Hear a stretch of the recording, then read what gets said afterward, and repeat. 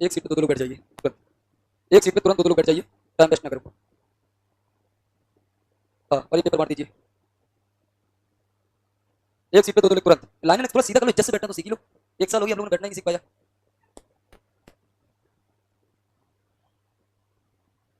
जल्दी बैठ जाइए।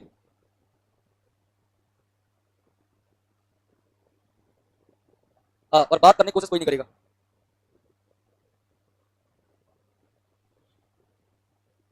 ये नकल तो नहीं कर रहे हो? जीएस का युवा है। जीएस में जो मैं पढ़ा रहा हूँ वही पढ़ लो। अब अंतिम समय में अंतिम चल रहा है। क्वेश्चन का लेवल देख रहे हो, अच्छी देख रहे हो, अजब अजीब लेवल के करा रही है। और नए क्वेश्चन काफी मिल रहे होंगे। कल की क्लास जो होगी उसमें भी काफी नए क्वेश्चन आपको देखने को मिलेंगे, आज के भी देखने को मिलेंगे। लेकिन आपको पढ़ने वाले छात्र कहाँ ज्वाइन करोगे? कोई लाइव आता है तुम्हारे में से? एक दो आते हैं, आप लोग तो सब क्वेश्चन कंप्लीट है। फाइव को पहले मैं खत्म कर दिया था। हमें पता है 10 मिनट का अंतर आया था, 10-8 मिनट का। हम लोग सब क्लास किसकी कितनी शेड्यूल मुझे पता रहती है। क्या हुआ? क्यों? समानता का अधिकार है। उल्टी पढ़ा करो।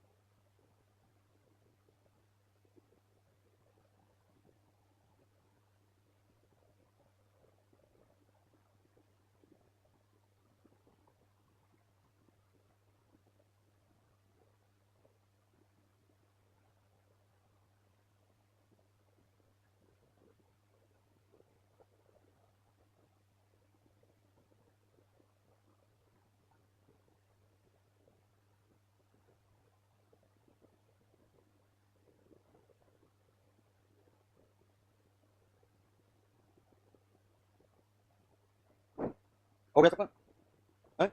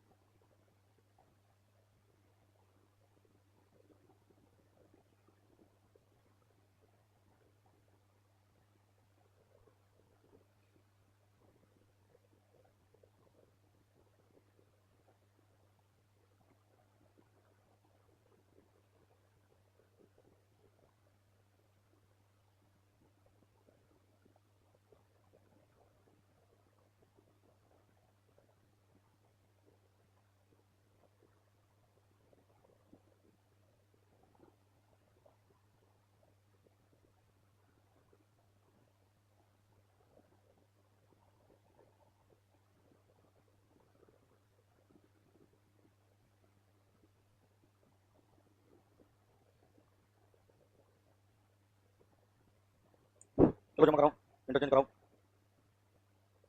लाइट हमें दे दो।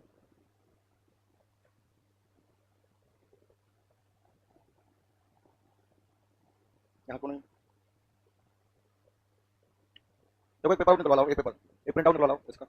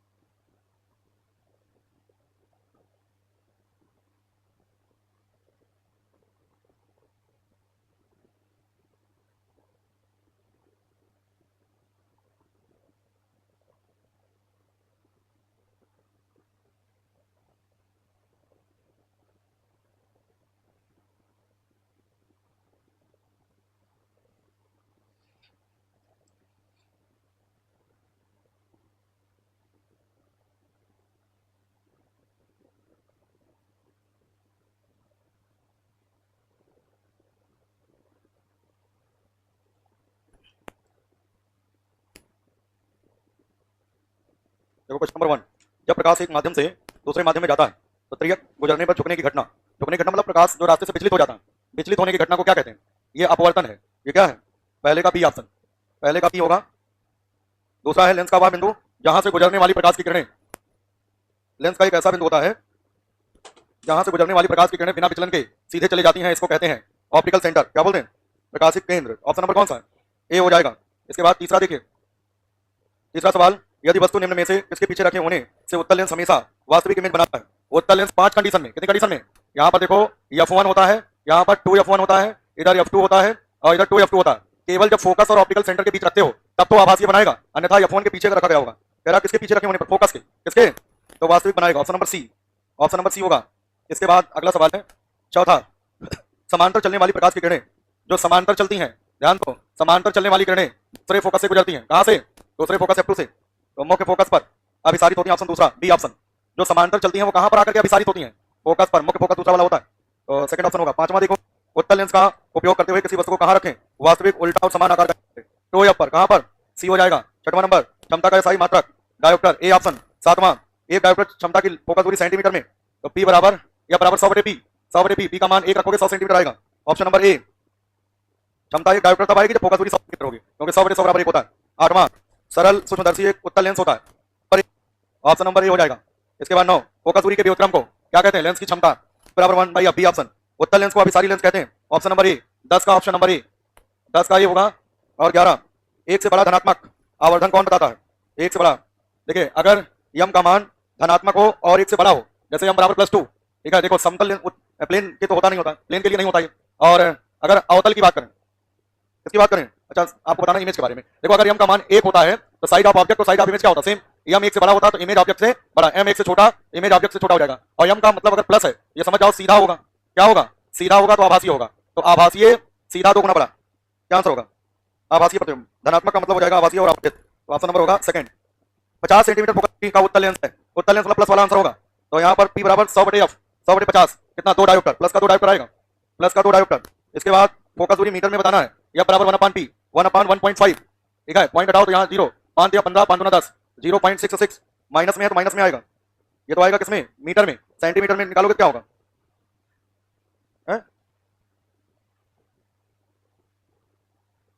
देखो अगर फोकस दूरी आपको सेंटीमीटर में निकालना है तो क्या हो जाएगा?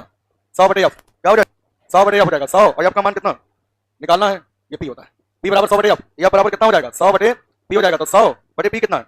1.5 माइनस का पॉइंट हटाओ, 66.66, ऑप्शन नंबर ए आएगा। पहला विकल्प सही होगा।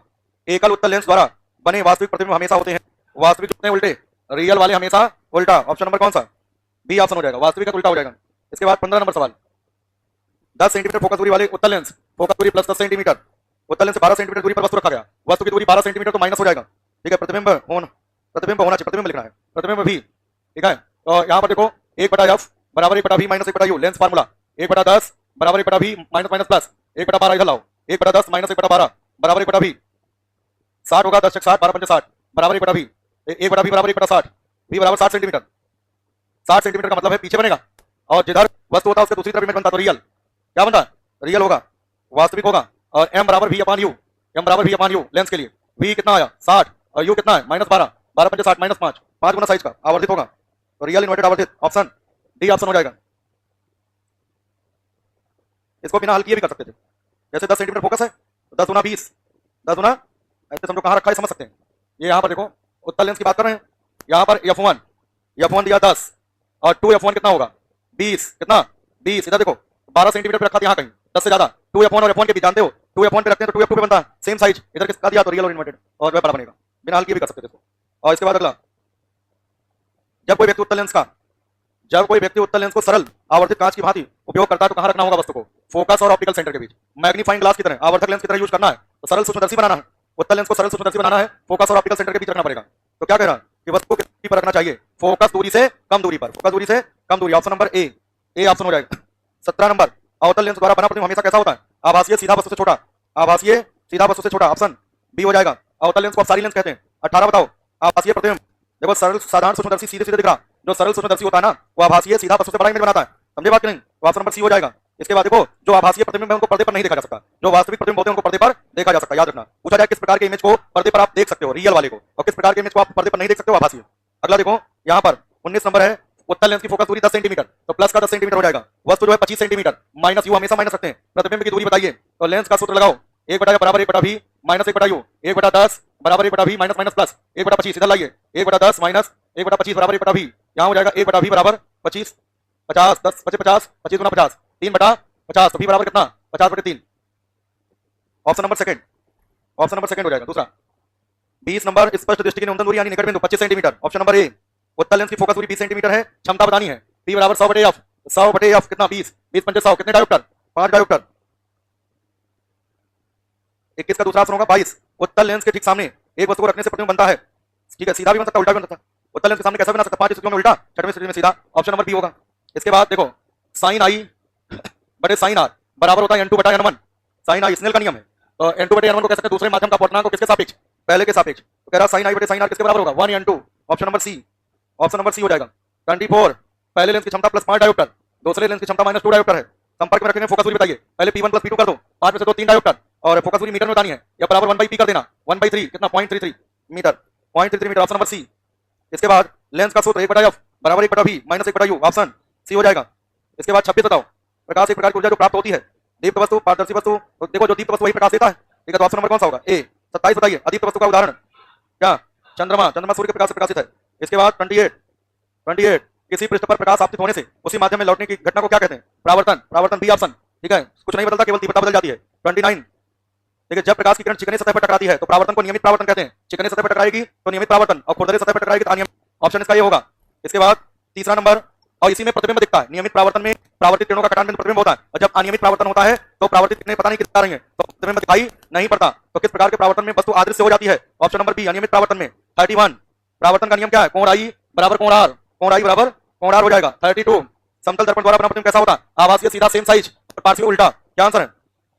B option second.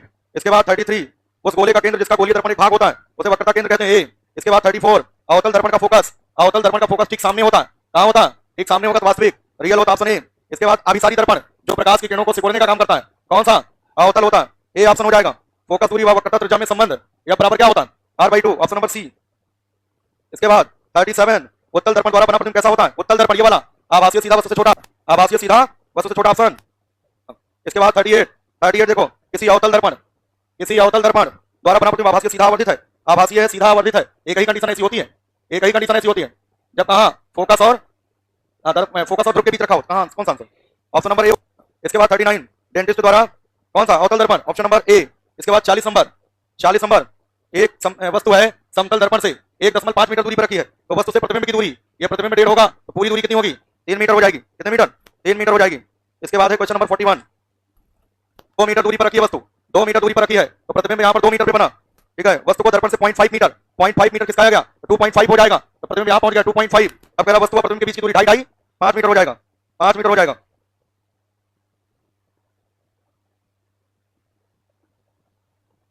देखो इधर ऐसे दो समतल दर्पण 90 डिग्री के कोण पर झुके हैं, और यहाँ पर ये 30 अंश दिया है, टकराती है किरण। ये बताओ जितना आपतन कोण है उतना परावर्तन कोण होगा कि नहीं? ये भी 30 अंश हो जाएगा, ठीक है। और यहाँ से ऐसे लौट रही है, इधर देखना ध्यान से। अगर ये 30 अंश है, कितना हुआ? 60, 90 और 60 150, ये कितना हुआ? 30 और 30 हुआ तो कितना हुआ? 60 पूरा 90, ये कितना होगा? 60। ये आपतन कोण है, परावर्तन कोण, आपतन कोण परावर्तन कोण बराबर होगा। ये 30 था, ये भी 30 हुआ, क्योंकि पूरा 90 30 से 60 हो गया। त्रिभुज में तीनों कोणों का योग 180, 90 है, ये 60 बचा कितना? 30, ये 30 है तो टोटल 90 के 60, ये भी 60 हो जाएगा। तो थीटा का मान पूछा गया, थीटा बराबर 60 अंश हो जाएगा। इसके बाद 43 नंबर, समतल दर्पण पर प्रकाश आपतित होती है, अभिलंबोत लिखिए ऐसे, यहां पर अभिलंबोत लिखना। क्या लिखना? समतल दर्पण पर प्रकाश की किरण अभिलंबोत आपतित होती है, तो ये ऐसे लौट जाएगी, परावर्तित लौट जाएगी, ठीक है। तो दोनों ओवरलैप कर गई कि नहीं? यहाँ पर देखिए, आपतित किरण ऐसे आ रही थी और परावर्तित किरण ऐसे गई, तो दोनों की दिशाएं क्या है? विपरीत। तो दोनों के बीच का कोण कितना? 180 अंश। मेरा आपतित तथा परावर्तित किरणों के बीच का कोण कितना हो? आपतित आई ऐसे और लौटी ऐसे, कोण कितना? 180 अंश। वही पूछा गया। उस प्रतिबिंब का नाम बताइए जिसे पर्दे पर ना देखा जा सके, ना देखा जा सके, आगे लिख लो, ना देखा जा सके, आभासीय, ऑप्शन नंबर ए, ठीक है। और इसके बाद क्वेश्चन नंबर 45 एक प्रकाश की किरण समतल दर्पण पर आपतित होती है, आपतन कोण का मान 25 अंश है, तो परावर्तन भी कितना होगा? 25 अंश हो जाएगा। आपतन कोण बराबर परावर्तन कोण। 46 नंबर, एक प्रकाश की किरण समतल दर्पण पर आपतित होती है, परावर्तन कोण का मान 50 अंश है, परावर्तन कोण का मान, इधर देखिए, ये आपतित किरण है, ये परावर्तित किरण है, कह रहा परावर्तन कोण 50 अंश है, तो आपतन भी कितना होगा? 50। पूछा क्या गया? आपतित व परावर्तित किरणों के बीच का कोण बताइए, कितना हो जाएगा? 100 हो जाएगा। 47 नंबर पूछा गया किसका दृश्य क्षेत्र सबसे ज्यादा? जो अपसारी दर्पण है, उत्तल दर्पण, ऑप्शन ए, ऑप्शन ए हो जाएगा। 48 नंबर, 48 नंबर, एक अवतल दर्पण की फोकस दूरी 15 सेंटीमीटर, देखो फोकस दूरी r/2 होता है, तो r बराबर कितना? 2f, f का मान 15 15 गुना 30 हो जाएगा, ठीक है। अच्छा इसमें दर्पण का, ठीक है कोई दिक्कत नहीं, वक्रता त्रिज्या 30, बी ऑप्शन हो जाएगा। 49 डायरेक्ट देखिए, फोकस दूरी 15 सेंटीमीटर प्लस है, प्लस मतलब उत्तल दर्पण हो जाएगा, कौन सा? सी ऑप्शन में उत्तल दर्पण लिखना है। इसके बाद 50 नंबर, एक प्रकाश की किरण बिंदु से गुजरने से परावर्तित होकर उसी मार्ग से वापस लौटती है, कहां से? वक्रता केंद्र से। कहां से जाए? अगर वक्रता केंद्र से जाती है तो जैसे जाती है वैसे वापस लौट आती है, वक्रता केंद्र, ऑप्शन बी। इसके बाद जब कोई वस्तु अवतल दर्पण के फोकस पर आपतित हो, प्रतिबिंब बनेगा। देखो फोकस से आपतित हो तो कहां पर? फोकस पे रखोगे तो अनंत पे बनेगा, कहां पर? अनंत पर। 52 देखिए, एक प्रकाश की किरण गोलीय दर्पण की वक्रता त्रिज्या से जाकर, वक्रता केंद्र से जाकर लौटेगी उसी मार्ग से, परावर्तित किरण जाएगी कहां? वक्रता केंद्र से, इसका मतलब 52 का बी, ठीक है। वक्रता केंद्र से चलेगी तो वहीं से वापस आ जाएगी।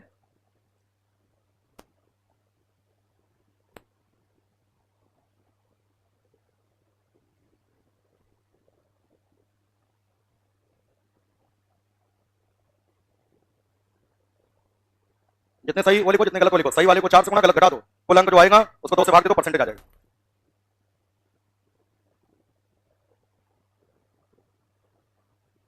और आज 30 सवाल यूट्यूब पे कराएंगे रात में केमिस्ट्री के, ठीक है।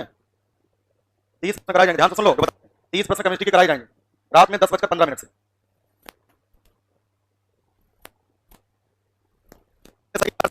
जितने गलत उतनी संख्या माइनस, जो कुल अंक आए 2 से भाग दे तो परसेंटेज आ जाएगा।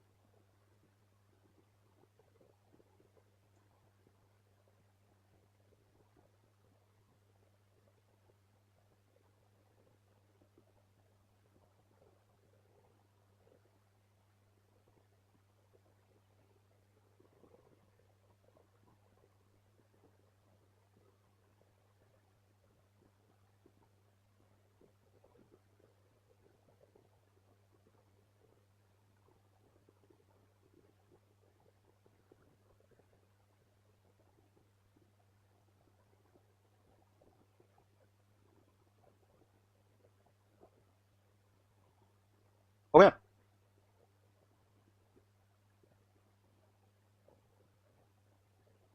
ये कौन? प्रतीक वर्मा। प्रतीक वर्मा कौन है? अभी वो 19% लगा। तैयारी दोबारा करना है क्या? है करना ही पड़ेगा, क्या करोगे जब ये स्थिति है। अब इसे याद हो, तुम्हारी भी स्थिति खराब है। 48%। शिवांग त्रिपाठी 37 सही 11 गलत 68.5। गलती करना ना बंद करना, कुछ होगा नहीं, ध्यान रखो।